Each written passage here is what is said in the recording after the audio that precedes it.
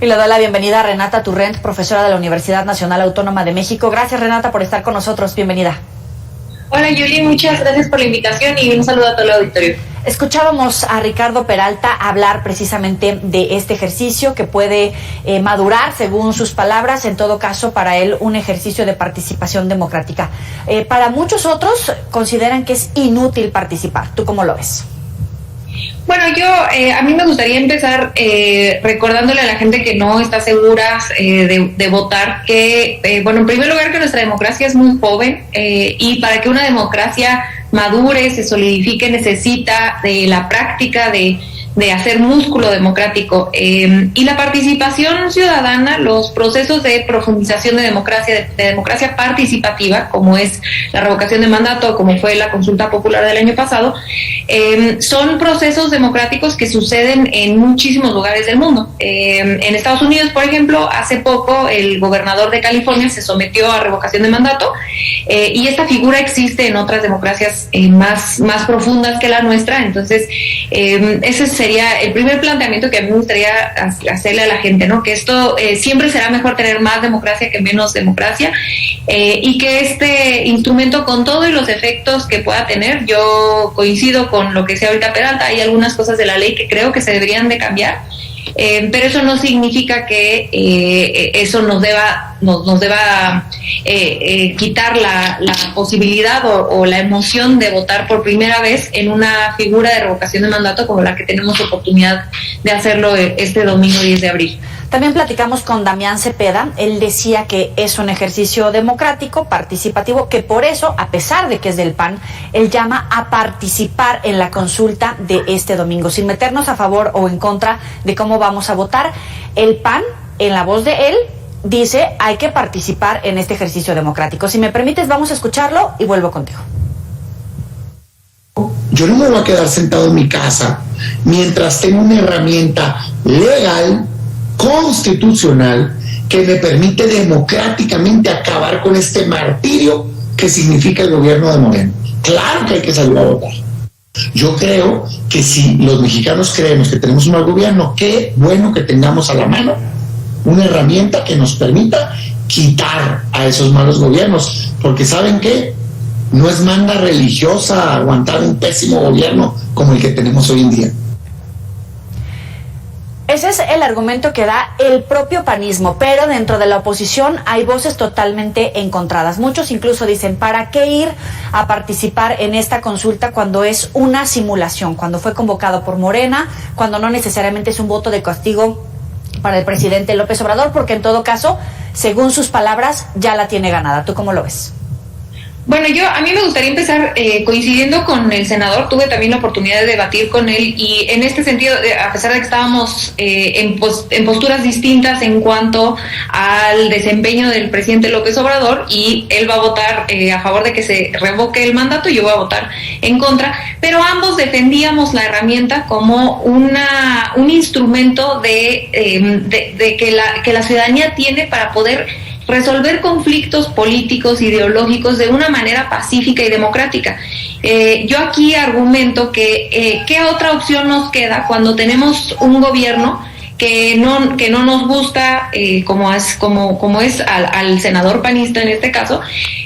Pues esta herramienta nos permite justamente resolver este tipo de diferencias ideológicas, ¿no? Cuando existe un presidente que está proponiendo algo totalmente contrario a lo que tú como ciudadana consideras que tendría que suceder, pues está esta herramienta para resolverlo.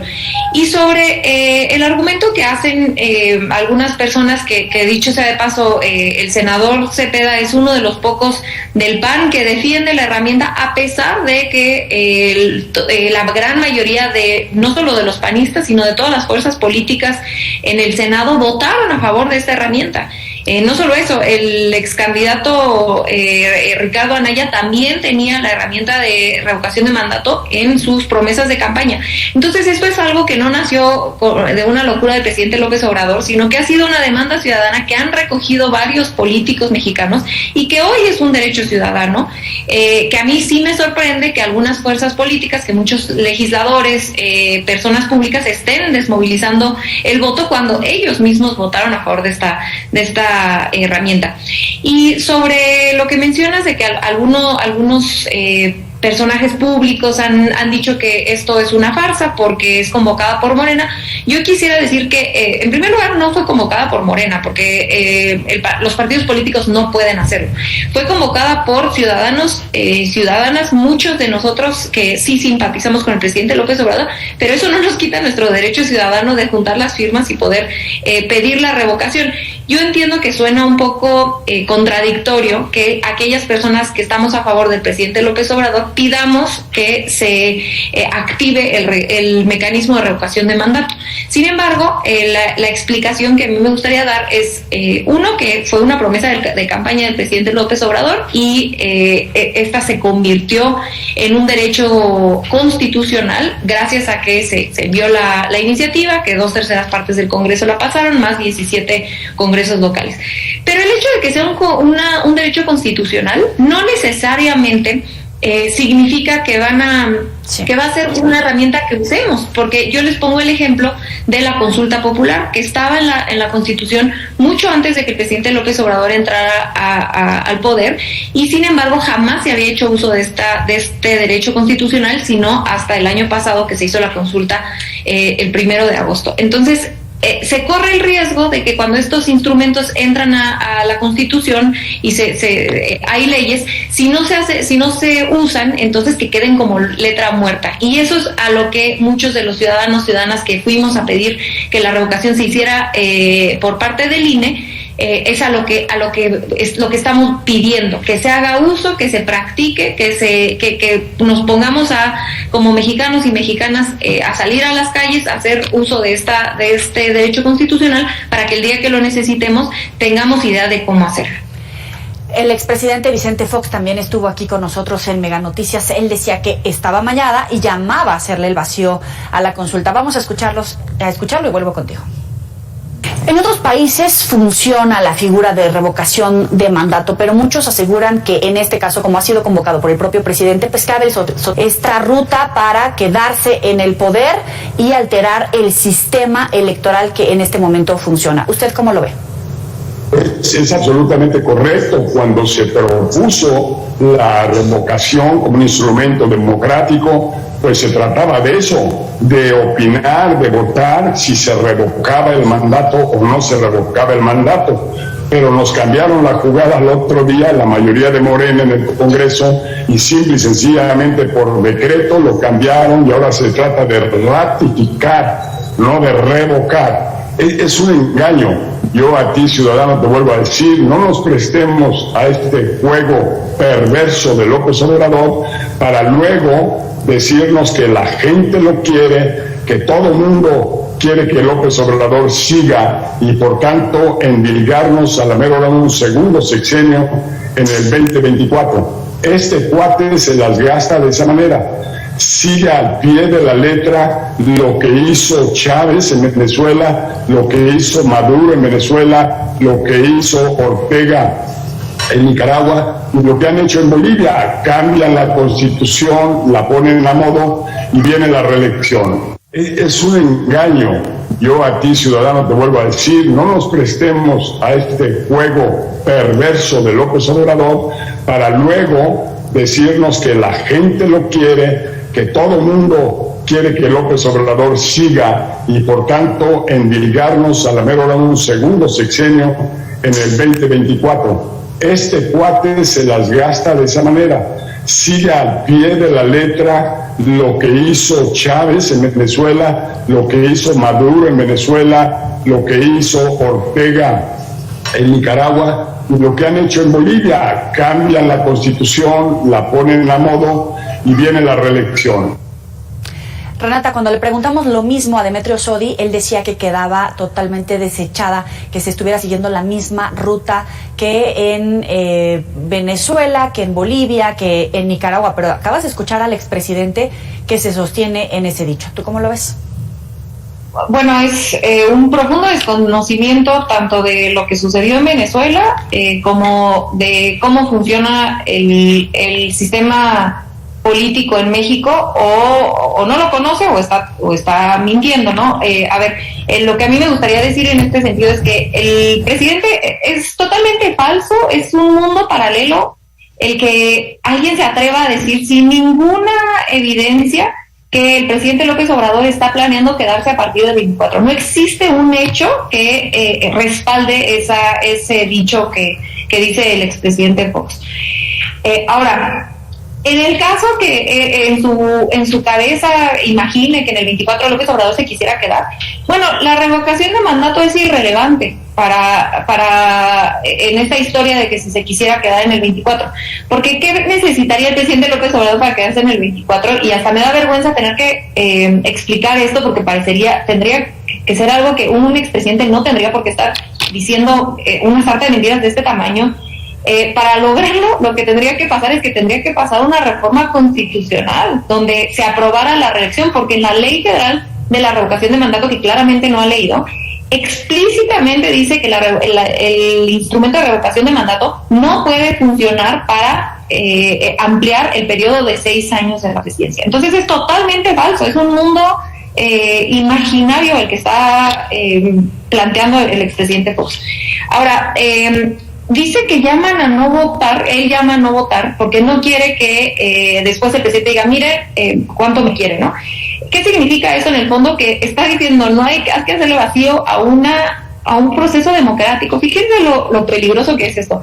Hay que hacerle vacío a un proceso democrático porque no queremos que el presidente tenga un apoyo democrático de la gente. O sea, esto es literalmente decir, no queremos darle el apoyo, no queremos que un presidente tenga un apoyo democrático, pacífico, legal, legítimo, ¿no? Eso es lo que, en el fondo, eso es lo que está diciendo.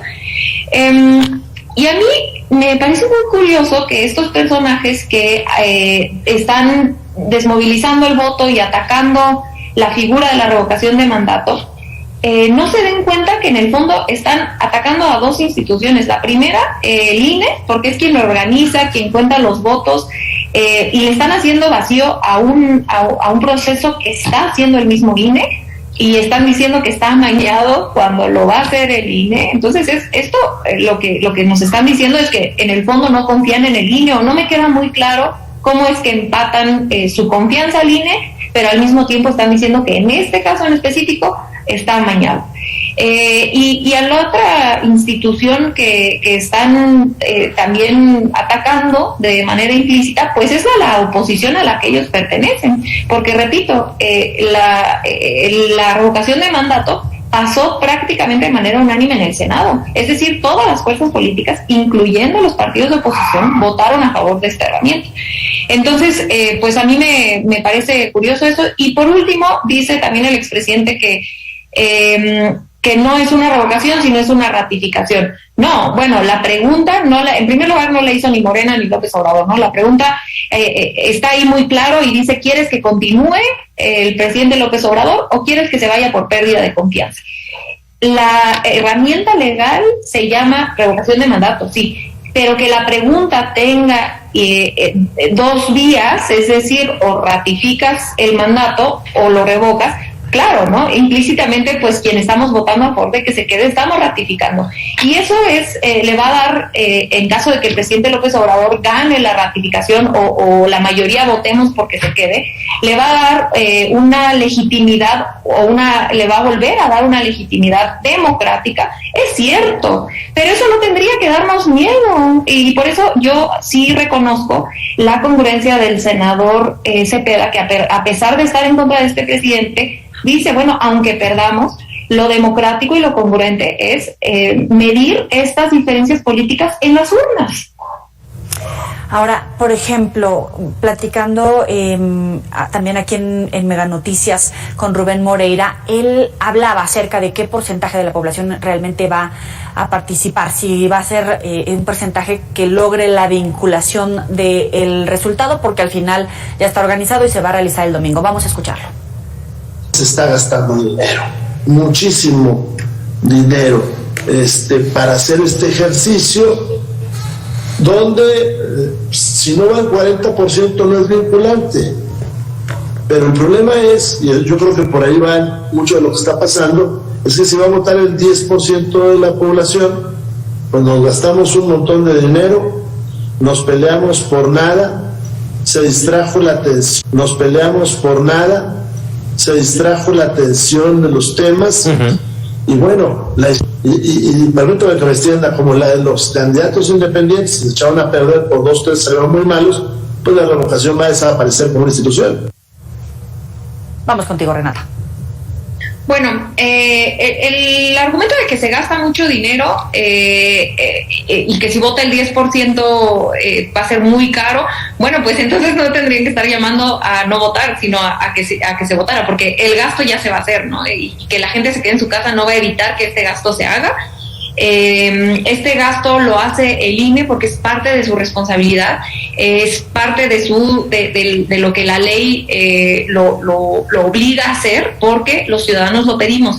A ver, la democracia cuesta dinero, por supuesto que cuesta. Se trató de hacer un plan de austeridad para que se bajara el costo de la revocación. Yo coincido en que es una revocación muy cara y que ojalá se hubiera podido bajar el presupuesto. Sin embargo, de ahí a decir que no se tiene que hacer un proceso democrático porque cuesta dinero, pues sería equivalente a decir, bueno, pues entonces en las elecciones donde X partido ya vaya muy arriba, pues entonces no hay que hacer elecciones porque ya sabemos cuál va a ser el resultado. No, es que las encuestas no son democráticas y los procesos democráticos cuestan, y sí, el INE tiene que hacer un trabajo de austeridad, coincido en esa parte, pero eso no significa que no se tenga que hacer un proceso porque sea caro.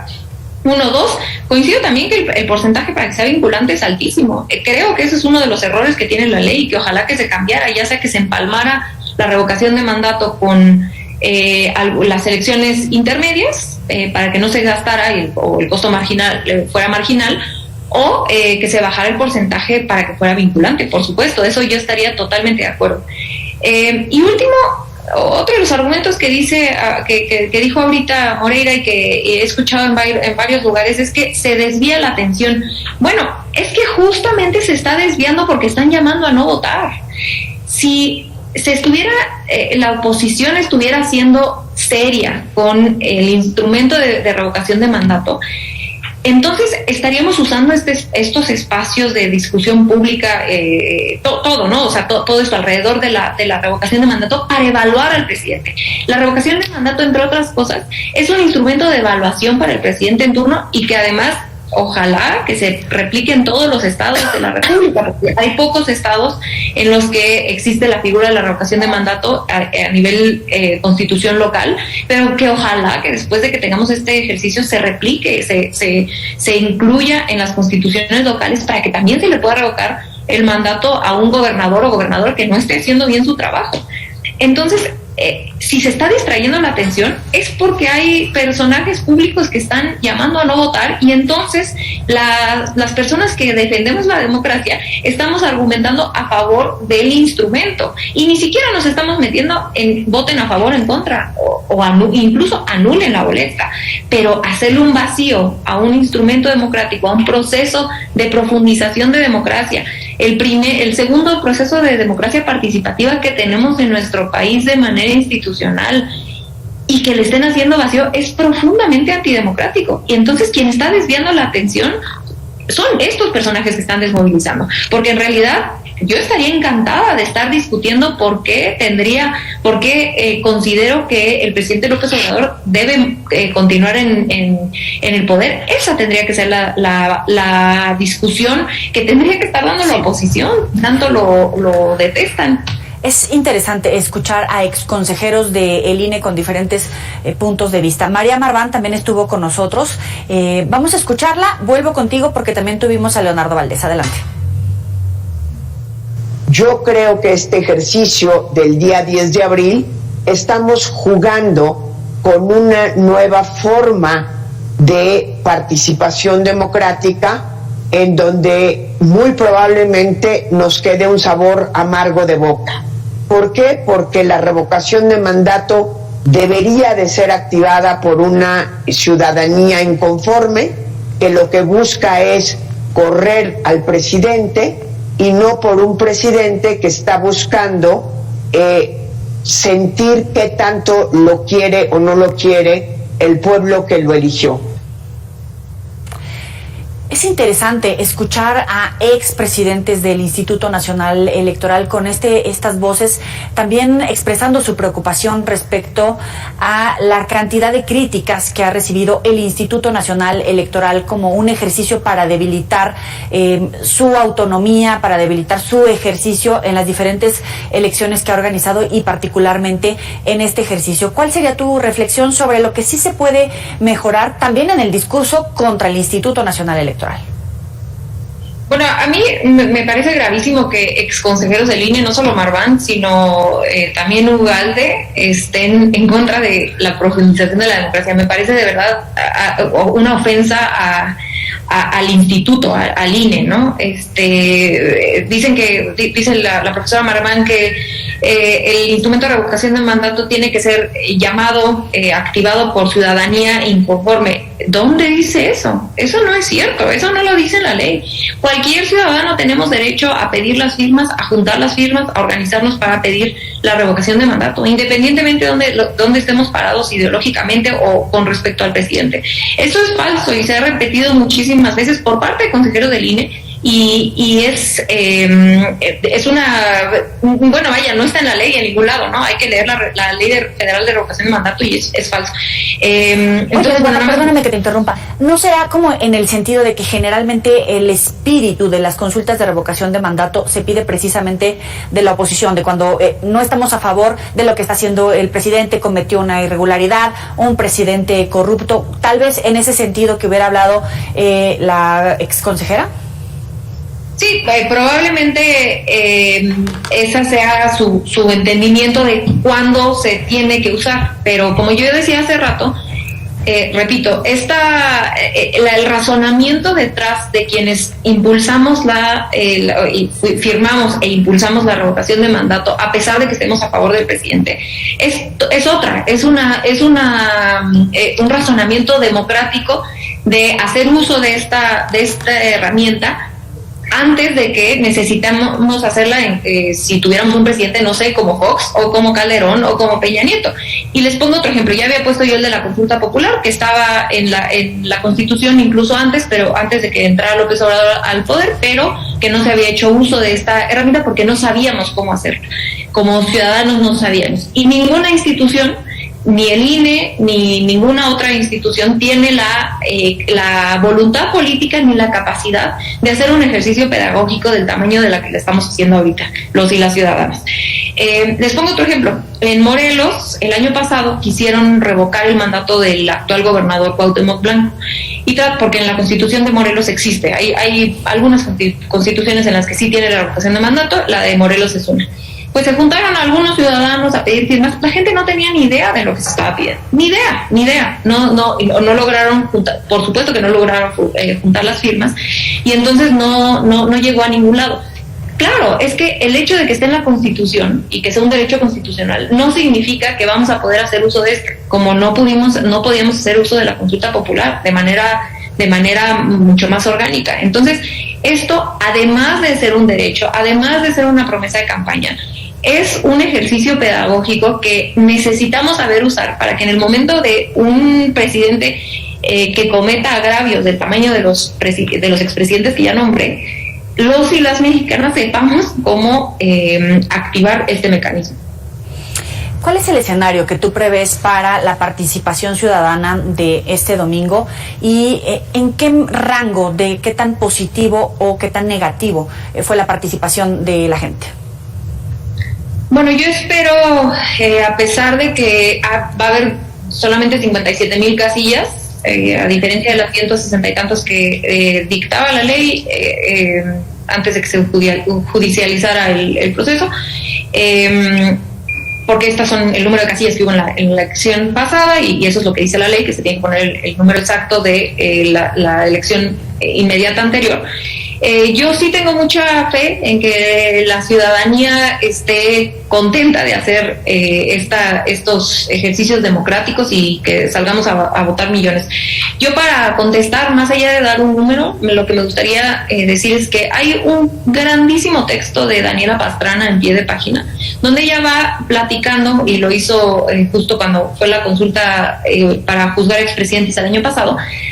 Hace un recuento de todas las consultas populares que ha habido en nuestro país, del EZLN, que son precursores de las consultas populares. El presidente López Obrador, aquí cuando fue jefe de gobierno, hizo varias consultas populares, incluyendo su revocación de mandato 2 veces. Se sometió a revocación acá, pero como no era una figura legal ni nada, pues fue una consulta informal, digamos, ¿no? No sé si informal es la palabra, pero bueno, no fue organizada por el INE ni por los institutos, ni por ningún instituto o institución pública, ¿no? Sino él mismo se sometió.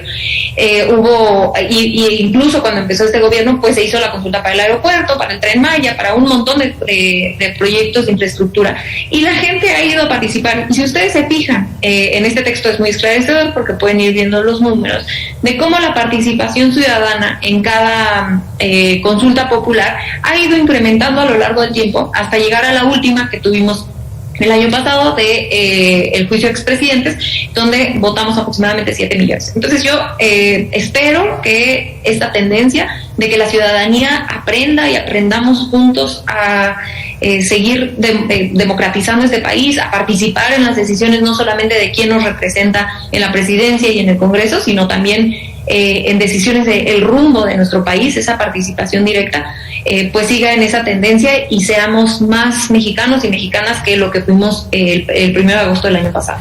Fíjate que Demetrio Sodi hacía este ejercicio de revisión de cómo se comportó la oposición. Él decía que en la oposición no hubo organización para volcarse en las calles.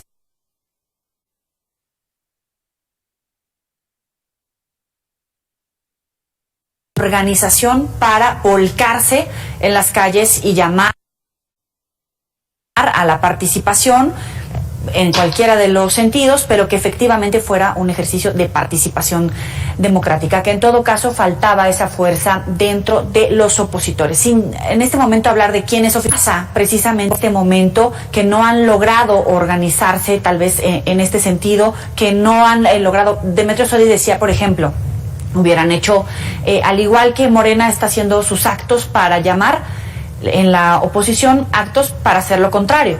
¿Qué hay de la oposición como tal? Sí, bueno, creo que habla justo mucho de la desarticulación de la oposición, no solamente en cuanto a organización territorial, sino en cuanto a que ni siquiera creo que tienen claro un proyecto, una idea de qué es lo que quieren proponer, de cómo organizarse alrededor de algo, ¿no? La única organización que hemos visto por parte de la oposición es reaccionaria a lo que haga la 4T, ¿no? Todo lo que proponen, lo que dicen, lo que hacen es alrededor de lo que haga el presidente o la 4T, pero generalmente el presidente. Y yo creo que desaprovechan 2 oportunidades. La primera y más importante es que el presidente ha dicho una y otra vez que incluso si no se llega a ese 40%, si la mayoría de las personas que salimos a votar el 10 de abril dicen que se vaya, él se va. Entonces aquí les daba una ventana de oportunidad, porque tenían la oportunidad de que si tanto odian a este presidente y hablan de que es autoritario y dictador, digo, que es un poco ridículo pensar que un dictador se va a someter a una revocación de mandato, pero bueno, si ellos piensan que es tan desastroso este gobierno como lo dice Cepeda, el senador Cepeda, pues que se organizaran y salieran a votar, porque incluso si no se llegara a ese 40%, podrían haber o podrían quitar al presidente, ¿no? Pero tampoco sería un escenario real, ¿no? No veo al presidente López Obrador diciendo me voy, sobre todo por el caos que podría llevar esa situación, porque tampoco es que estemos tan preparados. Como tú decías, es un ejercicio que se está construyendo, que es perfectible, que tiene muchas maneras de mejorarse, pero a lo mejor sí juegan con el discurso ambas partes.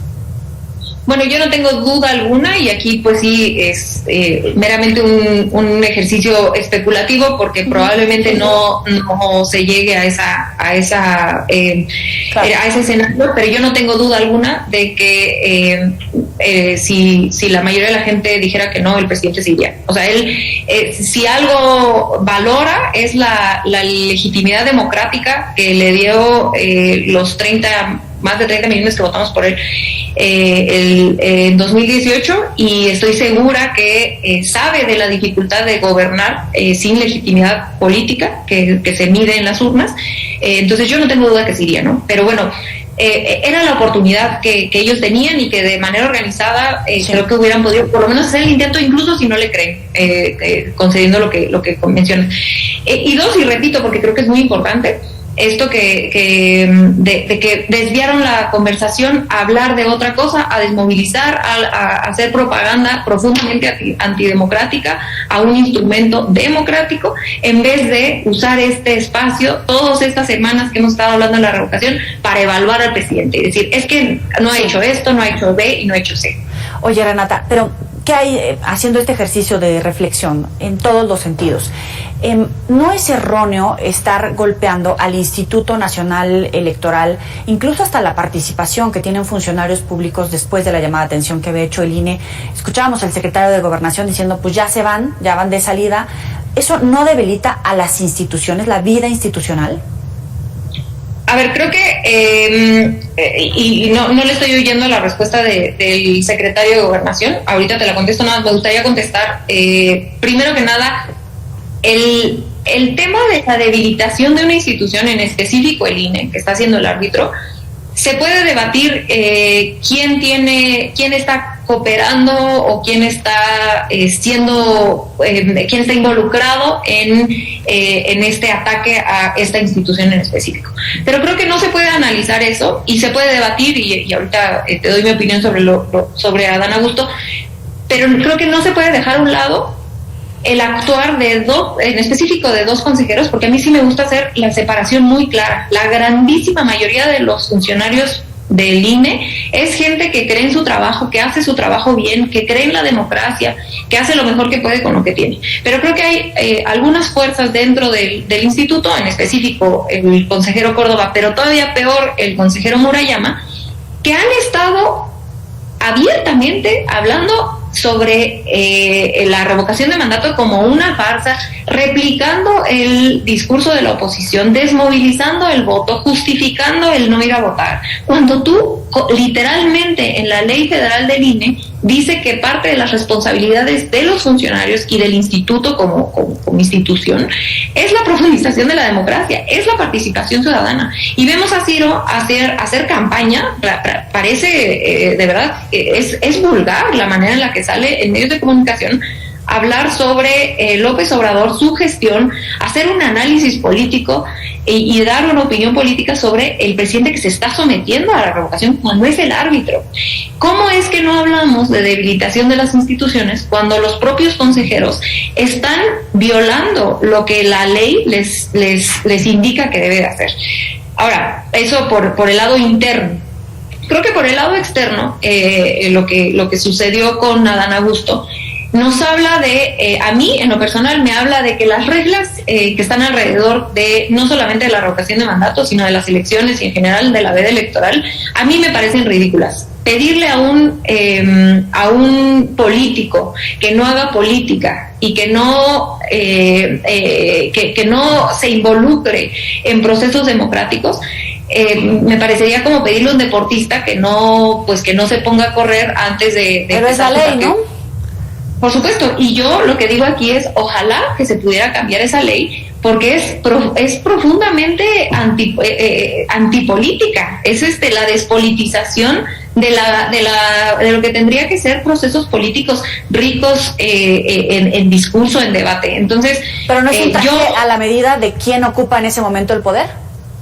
No, yo creo que tendría que cambiarse para quien fuera. Creo que creo que tendríamos miedo a que los políticos se posicionaran abiertamente. Creo que estas vedas electorales de 2 meses que tenemos ahora, por ejemplo, con la revocación, ¿no? Que empezó ya ni me acuerdo cuándo, pero pareciera una eternidad, tendrían que revisarse la ley. Estoy totalmente de acuerdo contigo. Ojalá, y sobre todo ahora que Morena tiene mayoría, pues podría pensar justamente en estas limitaciones. Ahora, creo que sí hay una diferencia.